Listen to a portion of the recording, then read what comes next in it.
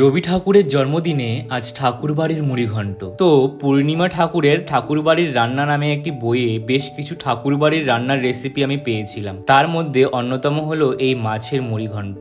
বাঙালি হিসাবে মাছ তো আমার ভীষণ পছন্দ, আর মাছের মুড়িঘণ্ট হলে তো কোনো কথাই নেই। তাই ভাবলাম আজকে মাছের মুড়িঘণ্টটাই ট্রাই করব। তো মাছের মুড়িঘণ্ট করার জন্য একটা বড় দেখে রুই বা কাতলা মাছের মাথা নিতে হবে।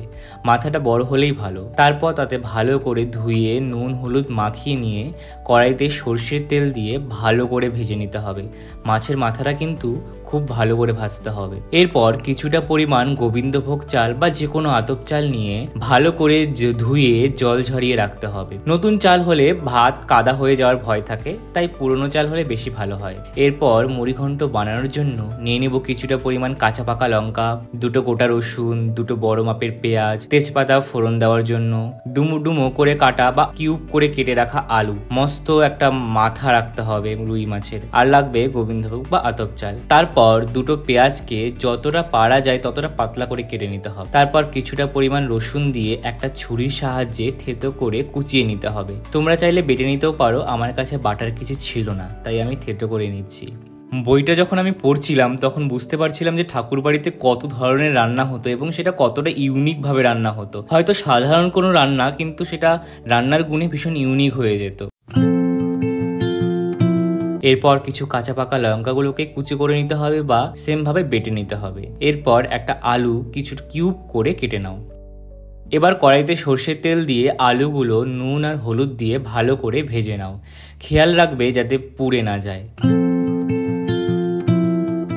এবার কড়াইতে আরেকটু পরিমাণে তেল আর ঘি একসঙ্গে দিয়ে গরম করে পাতলা করে রাখা পেঁয়াজগুলো দিয়ে ভালো করে ভাজতে থাকবে। পেঁয়াজগুলো কিন্তু লাল করে ভাজতে হবে, আবার খেয়াল রাখবে যাতে পুড়েও না যায়।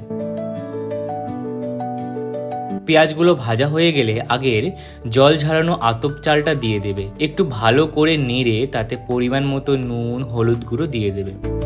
আবার চালগুলো এবার আস্তে আস্তে ভাজতে থাকবে।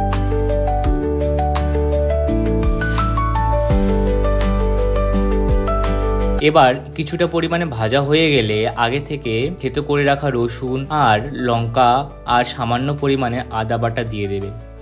এরপর মশলাগুলোর সঙ্গে চালগুলোকে ভালো করে কষাতে থাকবে।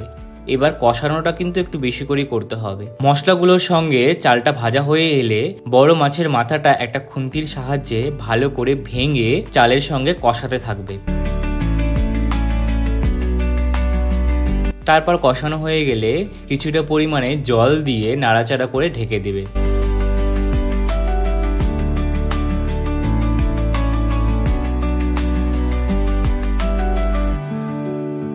ঢাকা খুলে মাঝে মাঝে নেড়ে দিও যাতে তলাটা লেগে না যায়। মোটামুটি 8 থেকে 10 মিনিট রান্না করলেই চাল ফুটে যাবে। আতপ চাল তো, তাই খুব তাড়াতাড়ি রান্না হয়ে যায়।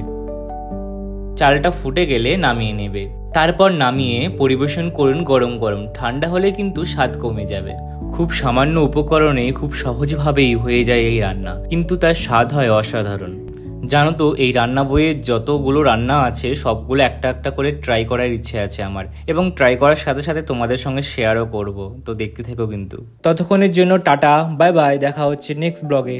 আর সাবস্ক্রাইব করতে কিন্তু একদম ভুলো না।